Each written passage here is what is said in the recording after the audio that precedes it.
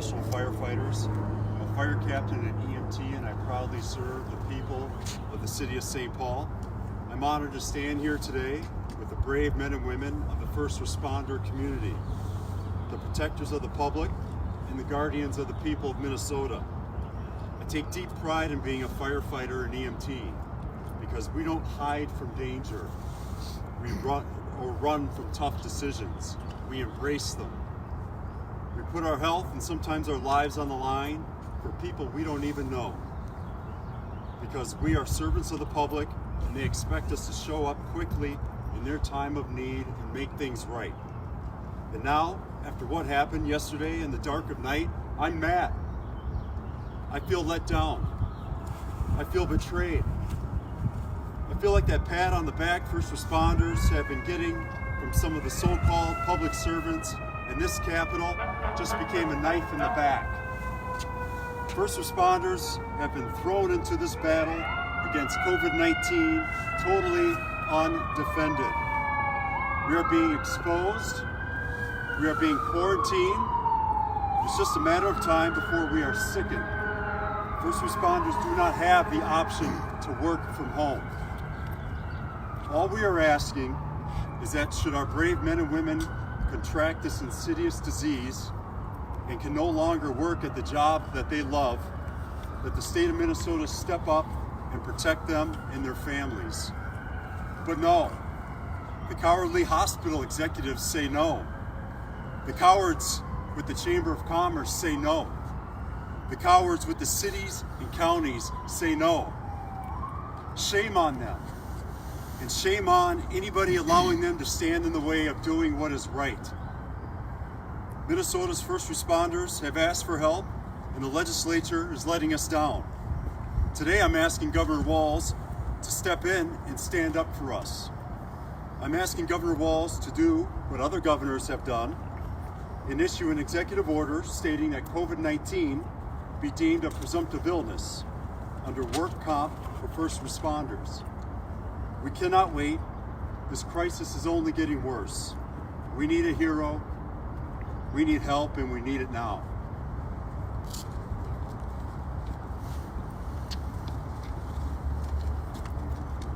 I'm Senator Jeff Howe, Jeffhowe.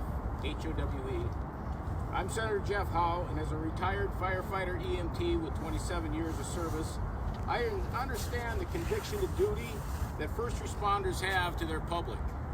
They respond to help regardless of the time of day, conditions, or the personal threat to themselves. First responders do take precautions and make the scene as safe as they can to perform those life-saving measures, but it's not possible to eliminate every risk to their health and life safety. That is why I chose to be the chief author of Senate File 4525. We need to protect those who protect us. We need to ensure that they receive the care and stability if they become infected with COVID-19. We are struggling to recruit first responders before this virus crisis happened. Shortage of firefighters, nurses, and law enforcement was commonplace. Now with this and this failure to act, it'll be even tougher to fill the ranks. I am extremely disappointed that first responders were not included in the bill passage that will happen later today. I'll give you my commitment that I'll continue to work on this issue and can hopefully come to an agreement to take care of these first responders so that first responders are included in legislation to follow. Thank you.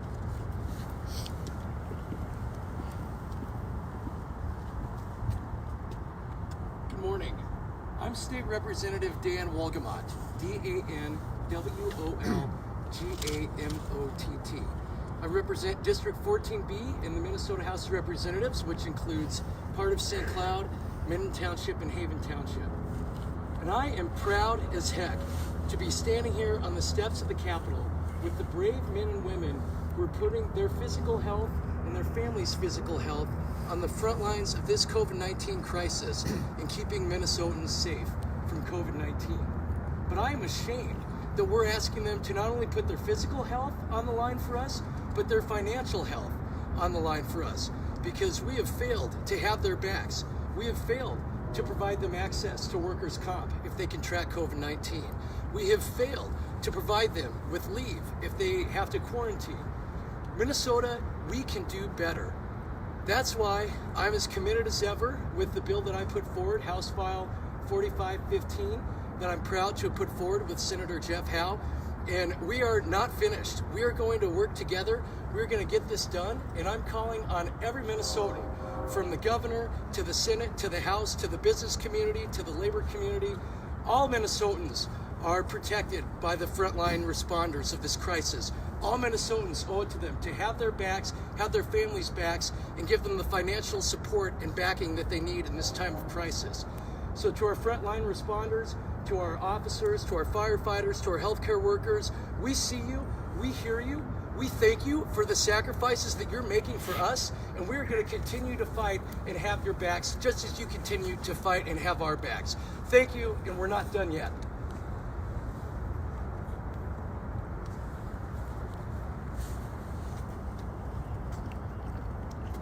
Hi, my name is Kelly Annas, Kelley-Annaas. I'm here today on behalf of the Minnesota Nurses Association, representing nurses and healthcare workers all over the state of Minnesota. I'm proud to stand here today with first responders in an effort to get what we need to continue to take care of Minnesota. Minnesota, nurses have been there for you time and again, and we will continue to do the work that you need and give you the care that you need. But to do that, we need things like proper PPE and to do our jobs well. And if we don't have it, or if it fails, we need to know that our lives and our livelihoods will be taken care of. Not only for us, but for our family members who are staying at home. Thank you.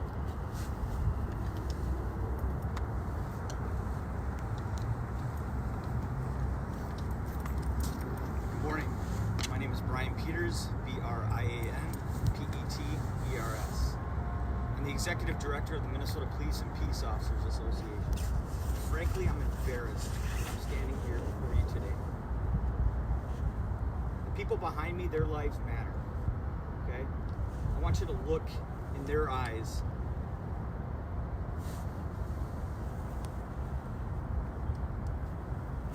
and understand that every day they are on the front lines of this pandemic. Their lives do matter. And the fact that we can't get a bill to say that if they contract this disease, or they're responding to a call, that they're not covered, is ridiculous. Absolutely ridiculous. I'm calling on the leadership of both the Senate and the House to do something and to do it now. Again, the people behind me deserve it. And frankly, we owe it to them. Thank you.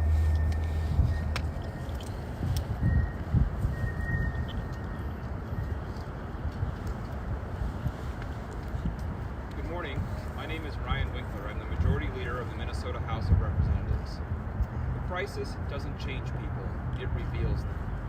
We have seen Minnesotans from all walks of life step up and do extraordinary things in this pandemic.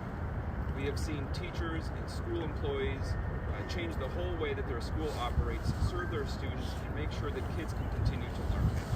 We've seen food service workers in schools step up and provide meals to kids all over the state.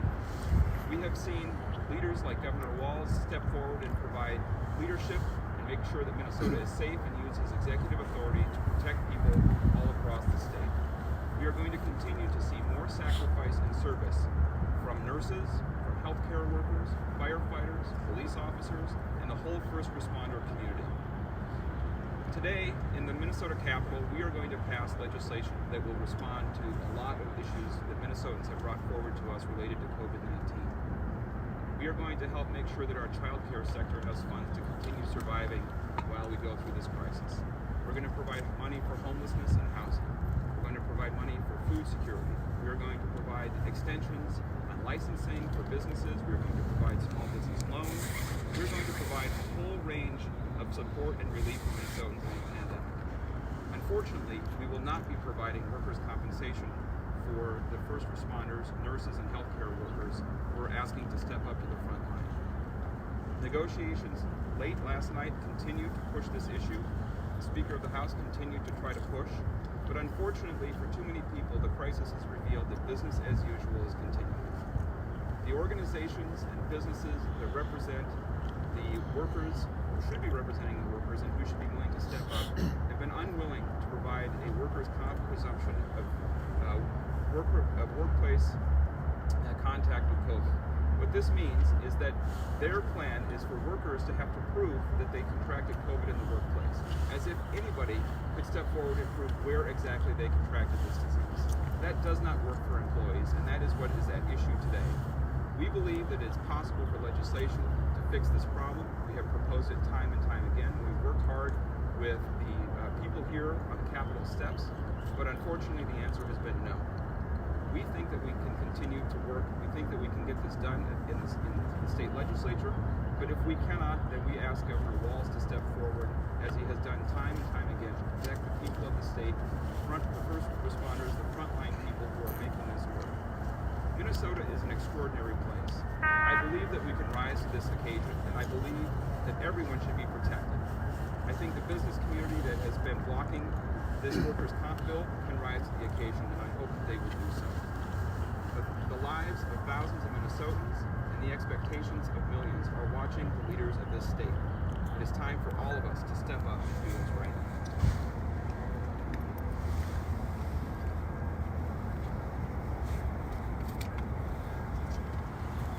That's it for speakers. If anybody has any questions, feel free.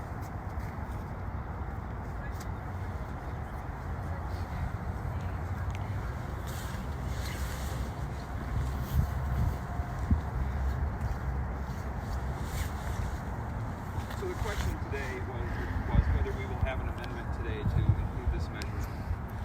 The reality is that we cannot move forward on legislation today at all without the agreement of all four caucuses of the state capitol. So House Republicans, House Democrats, Senate Republicans, Senate Democrats all have to agree in order to bring a bill forward. That agreement unfortunately means that we will not be taking amendments on the floor, and we will be sticking to the agreement. We worked late last night, and we've worked constantly for the last 10 days to get this provision included in our bill today by agreement. Unfortunately, we did not get to the point where all four legislative leaders were willing to include this provision, and so it will not be. Any further legislative questions? Can you expand a little about what the holdup is in the legislative session? We have a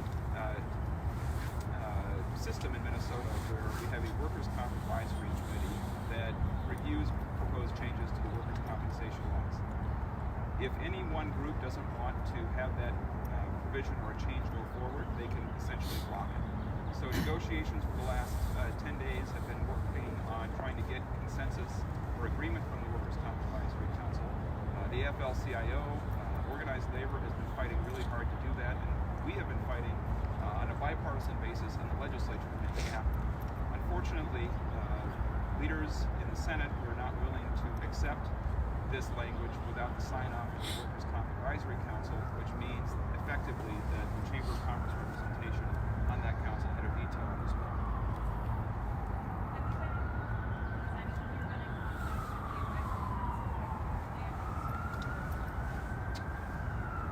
Well, sure.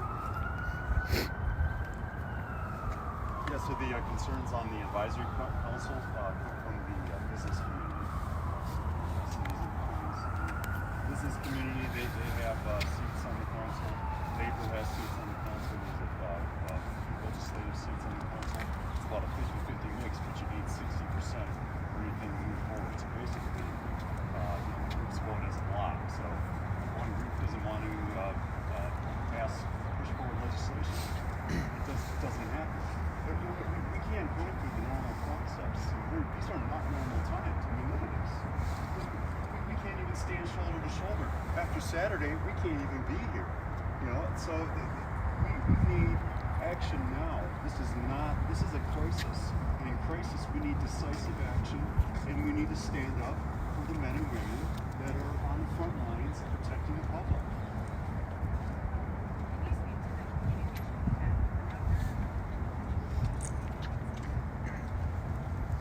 I put a message to the governor's office. They know that we're interested in an executive order. I have not spoken directly with the governor about it. I do want to thank Governor Walz for having our back. He has had our back throughout this process, and I have no doubt that he will continue to do so. You know, right now we're desperate, right? You know, we don't know if the legislature is going to meet beyond today. We don't know if they'll have that ability. We don't know if half the legislature is going to be sick. So we need action now. We all heard the governor yesterday. 74,000 Minnesotans could die. Well, how many hundreds of thousands are going to be needing to be transported to the hospital? You heard when I was making my remarks. The crews coming out of the station down here. This is the busiest station in Minnesota. They do about 25 calls a day out of that station. When this crisis steps up, you could probably expect them to double that. And they're going into situations where we don't know what we're going into all the time.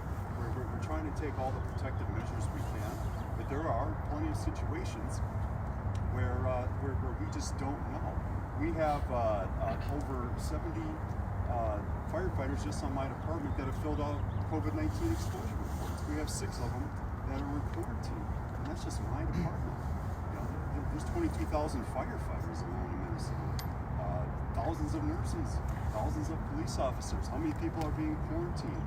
We need protection, and we need it now. This is not going to bankrupt the system. This is standing up for people, standing up for workers, and doing what is right.